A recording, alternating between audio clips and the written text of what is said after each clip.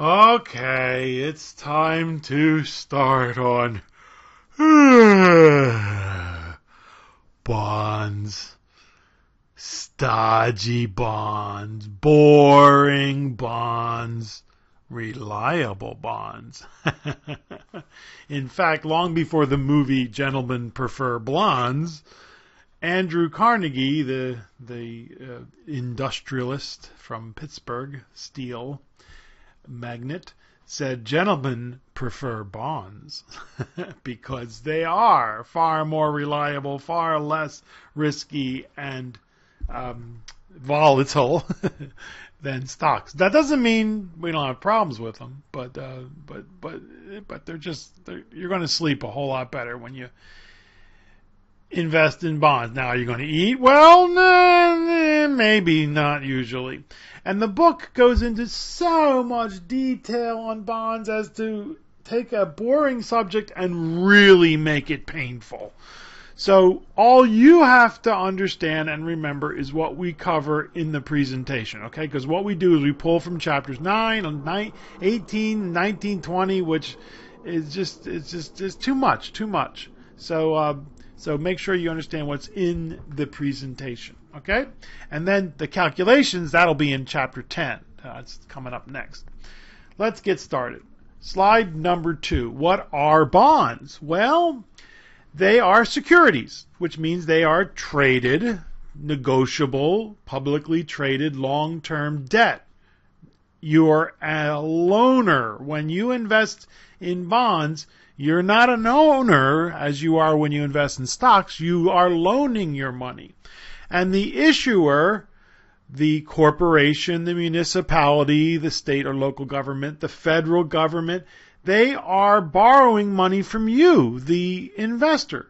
And they agree to pay you a fixed amount of interest over a specified period of time, and then to repay that amount, that loan, at the time that the bond matures. They agree to repay the principal.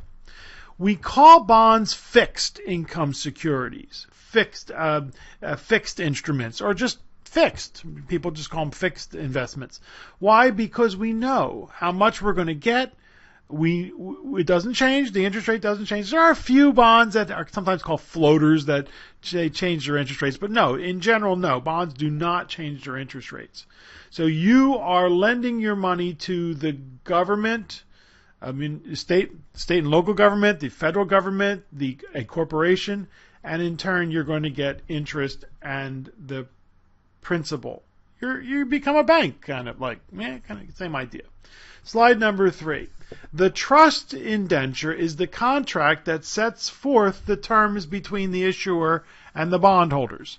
You can think of it like a mortgage contract. When you enter into a long-term loan, buying a house, a mortgage, there is a huge contract that you sell. Well, that's the same thing is true with bonds. There's a trust indenture that describes your rights and the issuer's obligations, and there's a trustee that is appointed to oversee that the obligations are carried out. For example, the bonds that Southwestern Community College sold, the loans we made to fix up the campus. You saw the new our new stadium. We didn't hold a bake sale, folks, to build that stadium. It was several $1 million. We had to borrow the money. Well, there's a trustee to make sure that those bonds were used for what we said they were going to be used, and that was to fix up the campus. That's in the protective covenants, the obligations of the bond issuer to keep doing business, to keep equipment in good working order, to make payments on time and the like. In our case, we weren't allowed to throw a party with that money or give ourselves raises. We had to do what we said we're going to do. Build the math building, the math science building, the fitness center. There was supposed to be a kitchen in there for the culinary arts. It somehow disappeared, so I don't know what happened there. But still, there's somebody who watches over the government, the entity, the corporation, and make sure they do what they're supposed to be doing. Slide 4. Why? Well, why would you invest in bonds? Well, we've already made mention. Why are bonds useful to investors? Well, because they're very reliable. The interest is normally paid during the life of the bond. In the United States, that's usually every 6 months. Bonds typically pay every 6 months. The principal is returned when the bond is redeemed, and the bonds, we'll get to a certain slide. Bonds normally are more than 10 years old, but 5-year bonds are not really bonds, but that's okay. Anything past 1 year is considered a bond, even though technically it's not. And then there is potential for a capital gain or a capital loss. What? If interest rates fall, there is a potential for a capital gain, but there's also a potential for capital loss if interest rates rise. Why? It doesn't make any sense. How can a loan change its value? Which we're going to spend a whole lot of time on this. Relax, dear students, because this is the trickiest part of bonds, is the inverse relationship of interest rates and bond prices. But if you buy the bond and intend to hold on to it until it matures, you don't care. Capital gains, capital losses are not an issue to you. There are some bonds that offer tax advantages, which we'll discuss when we get to municipal bonds. And then some bonds can be converted into stocks. Convertible bonds? Sounds exciting, isn't it? No, not really. We will discuss those later at a later time, because they're a part of what we call hybrid securities, and they're really not that exciting. The idea is to offer the best of both worlds, the best of stocks and the best of bonds, and they also offer the worst of the disadvantages, the worst of both worlds. So, no. Slide number, we'll discuss those later. Slide number 5. Bondholders are first in line for repayment if there is default on the loans. Well, not really. You got to pay the taxes if any taxes are owed, but usually if a corporation is in trouble and they're not paying their bonds, they don't owe any taxes because they've lost money. They have to pay payroll, right? They have to make sure they pay the employees. Who's at the back of the line? Right, the stockholders, right. They're usually the last in line, and they're usually completely left with nothing because the bondholders get to pick the carcass first. Bond prices are far less volatile than stocks, but bond prices still fluctuate, folks. Bond prices can go down and do go down when interest rates rise. When interest rates fall, bond prices go up. We'll discuss these in detail. We'll discuss this phenomenon in detail, and it is the trickiest, as I said, trickiest part of bonds. Now, what are the average returns over decades? Maybe I should reduce this because we used to believe that we could get 4, 5, 6% for bonds, and some bonds would pay 7 or 8%, but bondholders used to expect 5, 6% on the whole over time. But guess what? Bonds are paying far less than that now. Far less. They're at their historical lows, right? And so there are a few that are paying more, but they're very risky. So maybe we should change this from 4 to 8, maybe to, 2 to 6 or something, 2 to 5. Because this last decade, bonds have not been paying very well in interest. And they'll go back up again. Really? I mean, the economy globally is doing okay. It's recovering from the Great Recession, from that heart attack that our economy had, the global economy, I should say. Isn't it? Aren't interest rates going to go up when everything gets a lot better? Well, we'll see. But I think they will. Unless the world ends, in which case it doesn't matter. Slide number 6. By far, dear students, the most misunderstood feature about bonds is their inverse relationship with interest rates. And if you're looking on on slide number 6, you will see the seesaw, the sube y baja, right? And this is an excellent analogy, an excellent metaphor. In that this is how it works, folks. When interest rates fall, bond prices rise. And when interest rates rise, bond prices fall. It's an inverse relationship. So This is by far the part about bonds that confuses people the most. Even people in the industry get tripped up by it. So I want you to remember that image of the seesaw. Interest rates go down, bond prices go up. Interest rates go up, bond prices go down. Because I'm going to ask you this 3 or 4 or 5 times on the exam, okay? Make sure you know this. Because remember, you are the investment guru for your friends and family and coworkers. You can't let them down. Slide number 7. Over the long term, stocks have outperformed bonds. Okay, so why would you invest in bonds, right?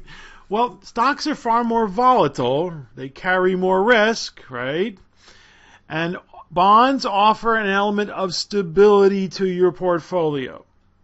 So it's the old, do you want to eat well or do you want to sleep well? For some investors, stocks are simply too risky. They want to sleep well. And they reason, if I can obtain my long-term goals without taking on the risk of being invested in stocks, so be it. I can sleep better at night. Bonds also make good intermediate-term investments, 2 to 3 or 4 years or 5 years or so, where stocks are 5 years or longer. And sometimes, folks, bonds are just screaming good deals. Sometimes interest rates are quite attractive, and you just, I want to buy some bonds. Not now. Interest rates are not, but sometimes they are. Slide number 8. What are some of the risks? Well, remember, every investment has risks. It doesn't matter what kind of investment it is. It has some kind of risk. And bonds have interest rate risk and purchasing power risk. Interest rate risk is the risk that if rates fall, bond prices will rise. Well, that's not a risk. That's a great thing, right? But the opposite is true. What happens if interest rates rise and bond prices fall? Well, if you intended to sell your bonds right before that happened, or right as that is happening, you will be hit with the interest rate risk. Of course, if you have no intention of selling your bonds, you're just going to collect the interest and then get the principal when it is repaid. You don't care. It doesn't affect you. Purchasing power and risk is sometimes called inflation risk. This is the risk that your purchasing power will fall if inflation outstrips your return.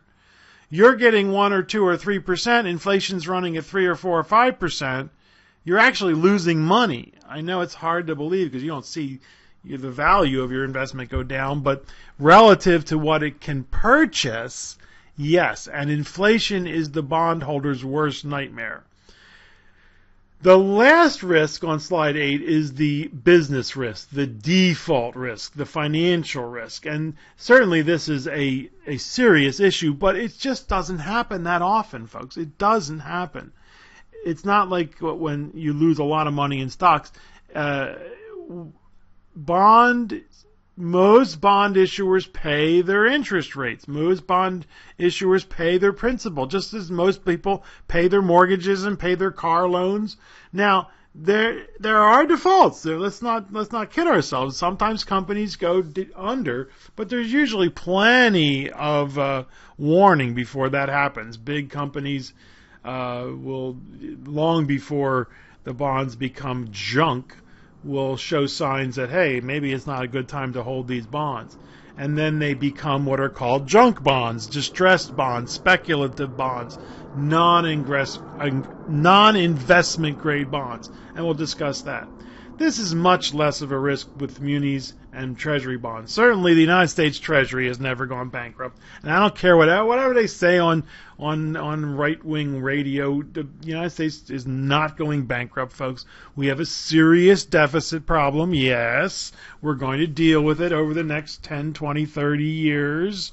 Yes, we are.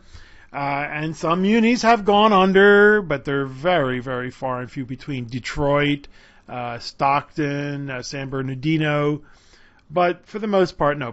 Most industries, most companies pay their bonds, most munis and all treasuries pay their bonds.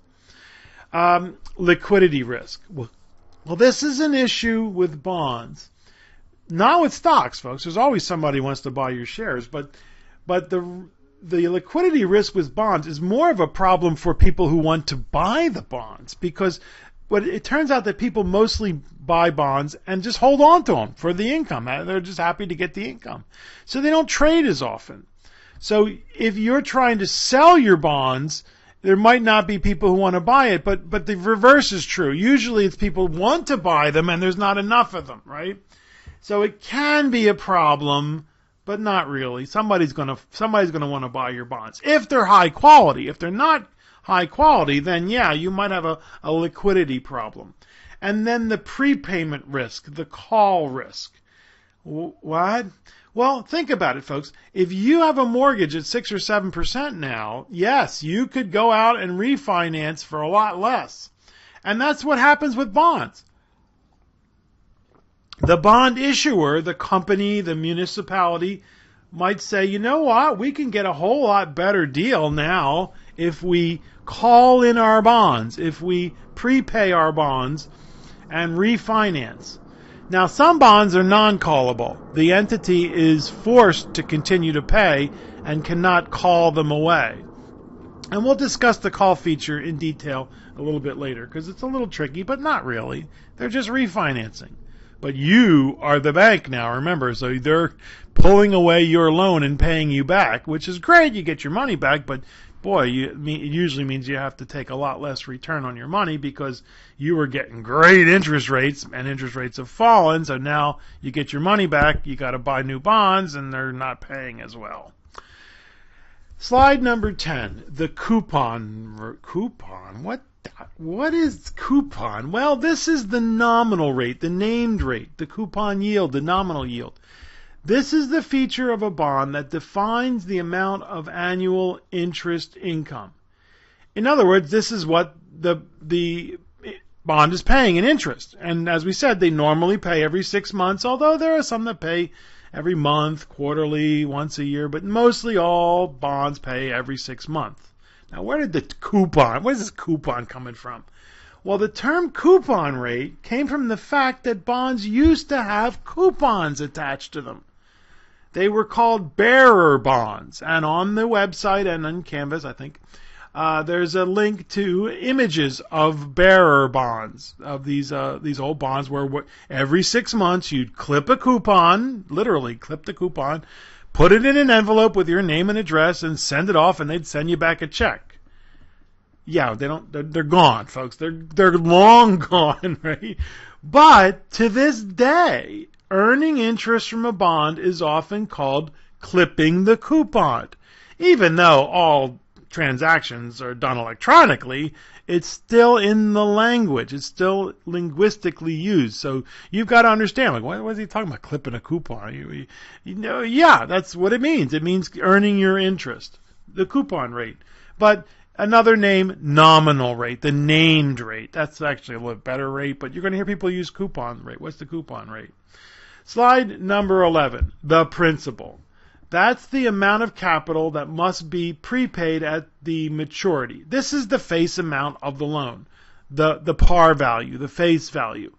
And most bonds are sold in $1,000 increments. Now, there are a few that are $5,000 and $10,000. Folks, in this class, just to make life easier, we will always use $1,000 bonds, okay? We know that there are some others that are $5,000 and $10,000, but we're not going to deal with them. Everything will be $1,000 bonds, all right? So putting the coupon rate and the principal together tells you how much interest you will receive each year.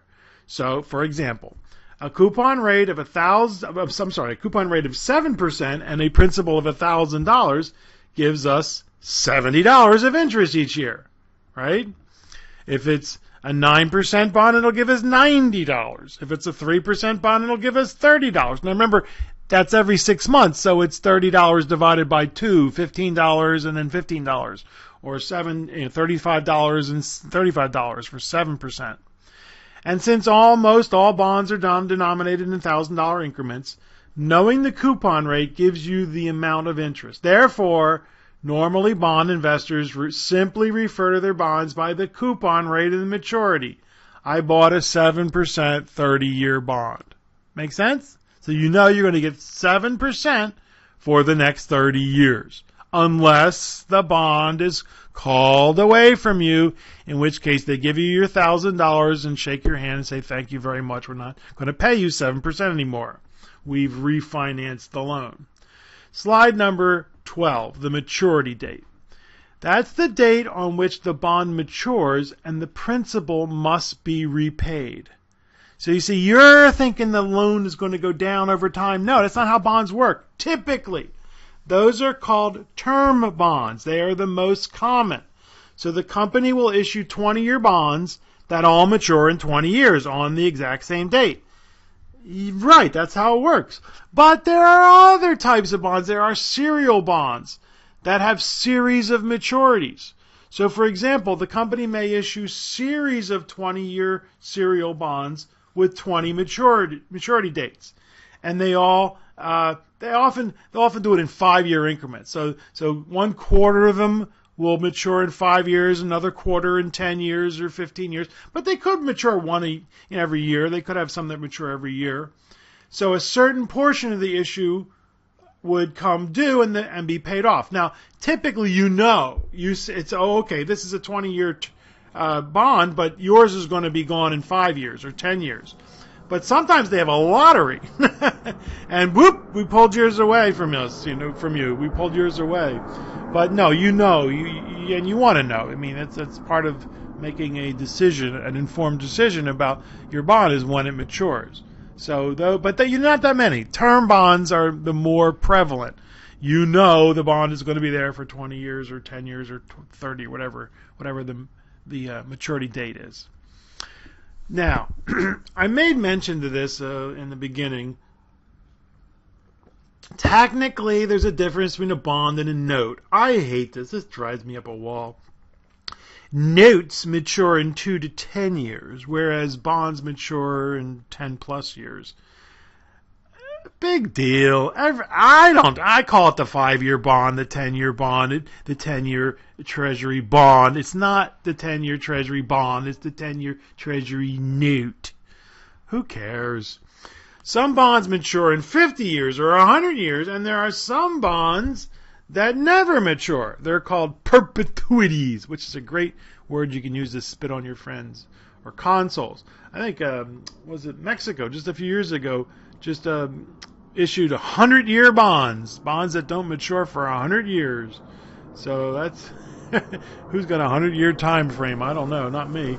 But in practice, as it says at the bottom of slide 13, most investors, your humble professor included, use the term bond to refer to both bonds and notes. So if you want to be a stickler, go ahead, yell at me, but I don't care. I use the term bond for everything.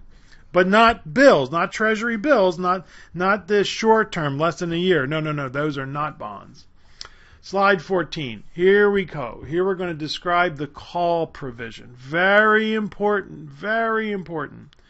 We need to know whether our bonds are callable or non-callable, because that tells us whether or not the entity that issued the bonds can call the bonds away from us. Here, bonds, come here, bonds.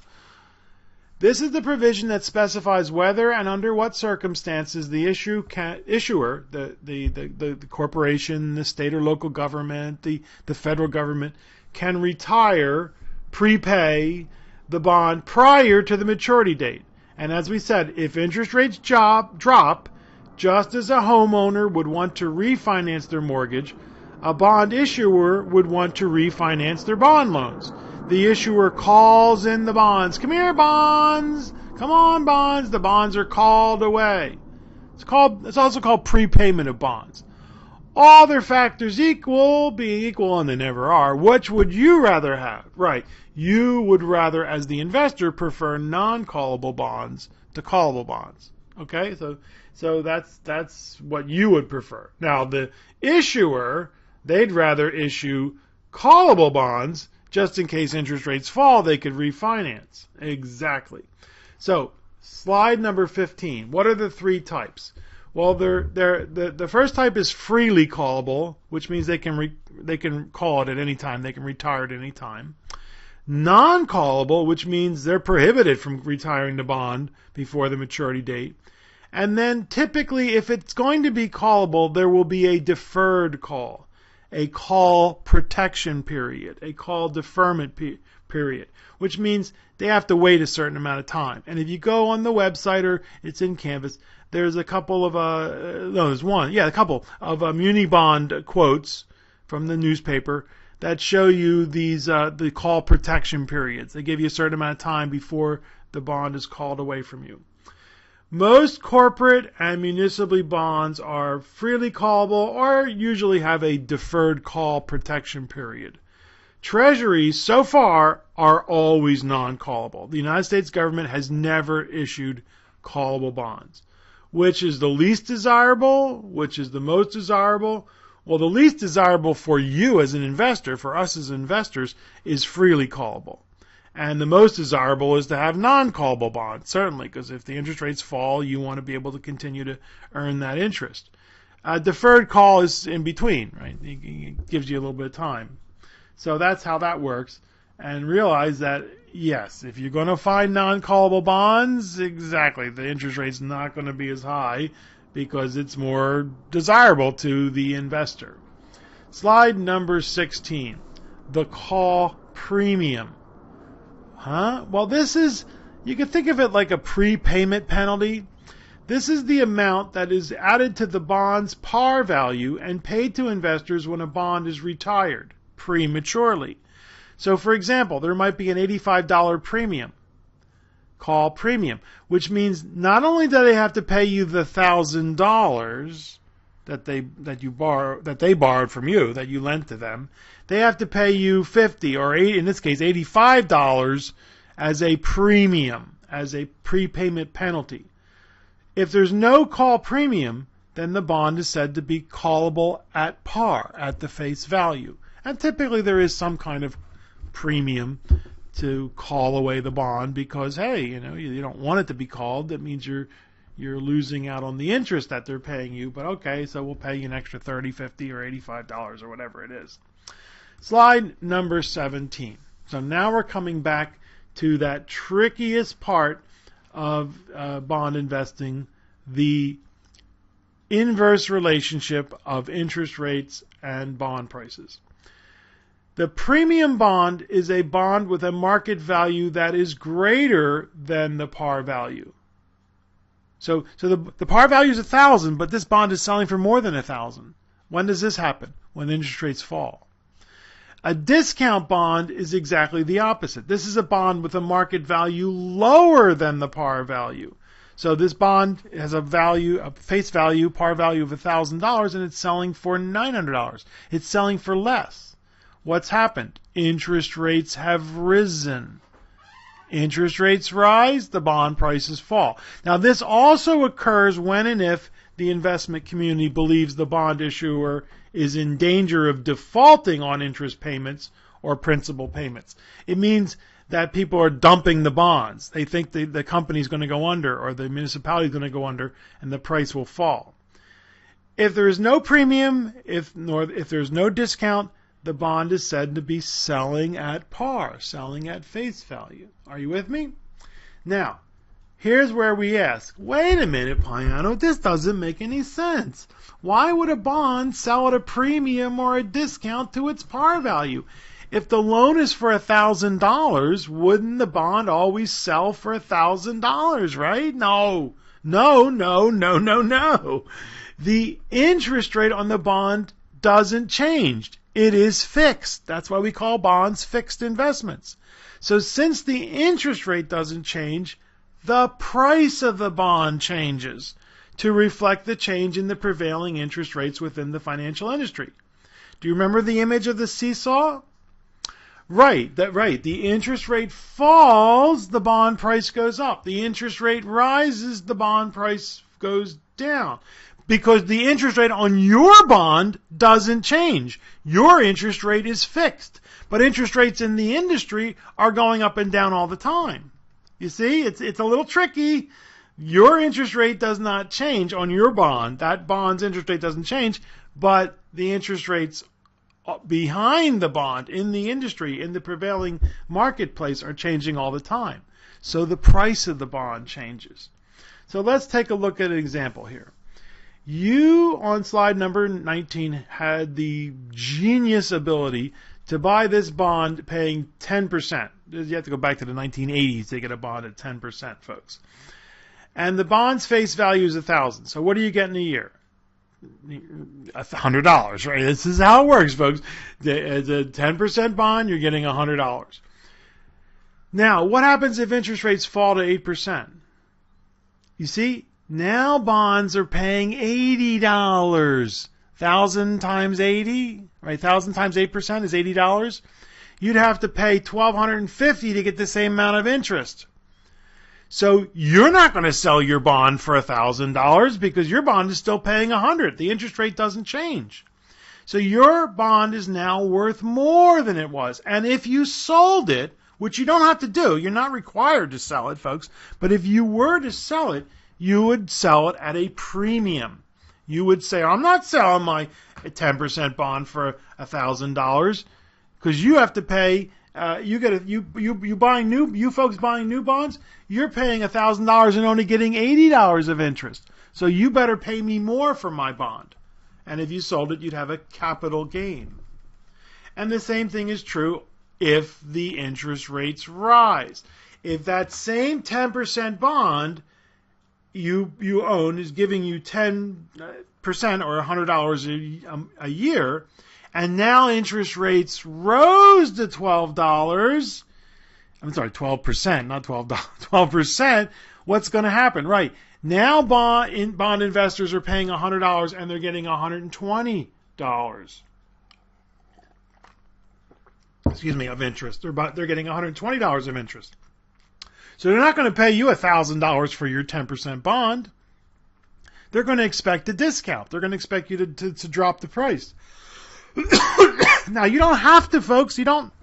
Nobody's going to put a gun to your head and make you sell your bond. You can keep getting your 10% until the bond matures, and then you get your $1,000 back. But if you needed to sell it, or if you wanted to sell it now, you're going to take a loss. You'd have a capital loss. Does that make sense? Go back over it 2 or 3 or 5 times before it makes sense, because this is so important. And this is what drives people nuts about bonds. Really, you're not alone. Many people have a lot of problems with this. Slide number 21. The amount of the premium or discount is not only related to the amount of the fall or rise of interest rates. In general, the greater the fall or rise in interest rates, the greater the premium or discount. But the maturity date is also very important. In general, the longer the maturity, the greater the premium or discount. So remember the seesaw? It's a perfect analogy. Do you remember when you were a kid and you were playing on the seesaw? If you are on either end of the seesaw, in this case, if you're way out here on the seesaw, right, and interest rates rise, boom, you fall further. And of course, if interest rates fell, you'd jump higher.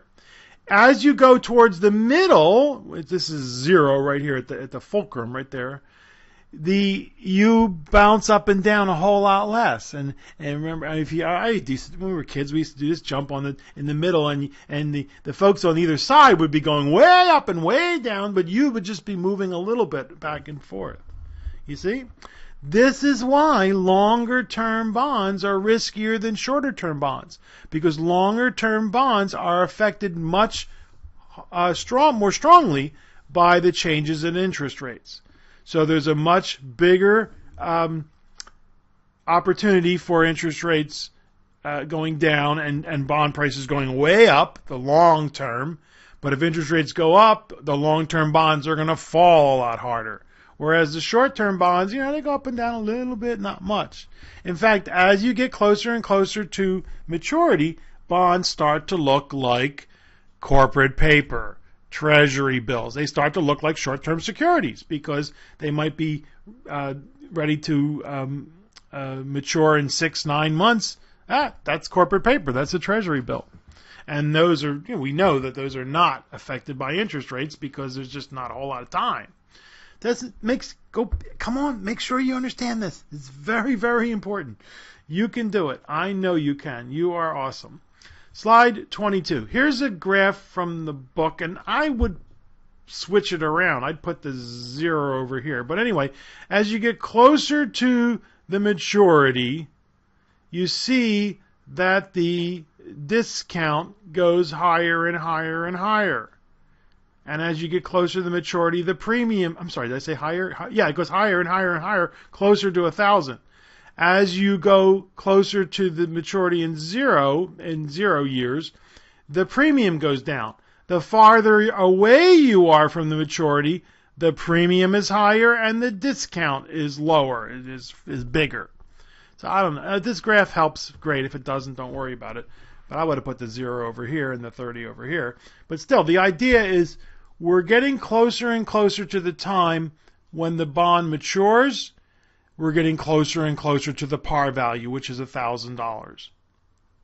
The further away we are from the maturity, 30 years or so, the farther farther away we are from the par value. The greater the premium, the greater the discount. Okay, I hope that makes sense.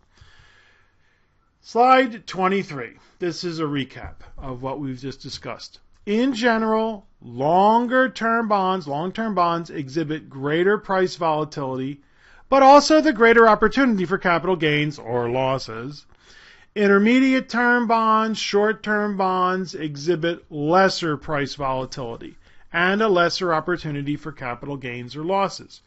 Bonds very close to maturity act very similar to short-term investments such as money markets, CDs, treasury, bills, corporate paper. However, again, as we said already, but we're going to reiterate, if you intend to keep your bonds until they mature, you are not concerned about price volatility.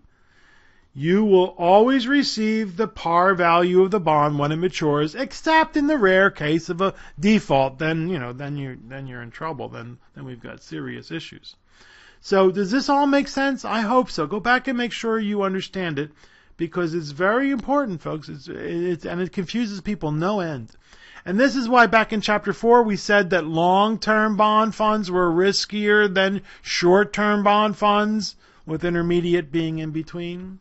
Excellent, excellent. So that's your homework. Make sure you understand that inverse relationship of bond prices and interest rates. Slide number 24. Here is a slide that should look familiar. We looked at this back in Chapter 5 when we introduced stocks. And we went back to 1960 and saw that the yield on bonds, this is the 10-year Treasury note, 10-year Treasury bond, and the yield on the Standard & Poor's 500 were actually fairly close to one another. And then in the 1970s and in the early 1980s, inflation started to take hold and bond yields skyrocketed. People were very afraid that inflation was going to destroy the bondholders' investments. So they demanded high interest rates. And it spiked in 1981, 1982. And then since then, we've had what the previous federal chairperson, Alan Greenspan, called the Great Moderation, with interest rates falling and falling and falling, and the yield on stocks falling and falling and falling, until finally, it wasn't until 1999, 2000, that the yield on stocks hit 1%. Well, that was the height of the internet bubble, folks. And you see the yield going back up as stock prices fell. And then in 2008 and 2009, what happened? Look at that. Yeah, they inverted. The yield on bonds fell dramatically with the Great Recession, right? Interest rates fall in a recession because there's not as much demand for money. And the dividend yield skyrocketed because prices, well, it didn't skyrocket, but the dividend yield went up precipitously because prices fell so far. And that's usually, folks, a good sign for stocks. And indeed, it happened to be a good sign for stocks. And then it happened again in 2012 and 13, where the bond yield went below the stock yield.